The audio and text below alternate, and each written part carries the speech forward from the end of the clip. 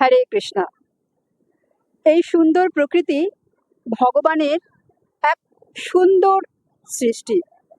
ভগবান ভগবদ গীতায় বলছেন, প্রকৃতি ক্রিয়মাণানি গুণাই কর্মাণি সর্বশ অহংকারো বিমোরাত্মা কর্তা অহম ইতি মান্যতে। এই প্রকৃতির দ্বারা আমরা নিয়ন্ত্রিত হচ্ছি, কিন্তু আমরা যারা অহংকারে মহাচ্ছন্ন জীব, তারা মনে করছি যে আমরাই মালিক, আমরাই সমস্ত কিছুর কর্তা। তো এই হচ্ছে মূর্খতার পরিচয়। গতদিন আহমেদাবাদ প্লেন ক্র্যাশের ঘটনা থেকে আমাদের আরোই শিক্ষা নেওয়া উচিত। খুবই দুঃখজনক ঘটনা। মৃত্যুর পর আমরা আগুনে পুড়ি, সে এক কথা, কিন্তু জীবন্ত থাকতে থাকতে আগুনে পুড়ে যাওয়া কত কষ্টকর সেটা আমরা উপলব্ধি করতে পারি না।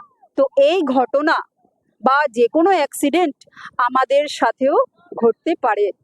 যে কোনো মুহূর্তে বিপদ আমাদের কাছেও আসতে পারে, কারণ এটা মৃত্যুলোক। এখান থেকে বাঁচার কোনো উপায় নেই।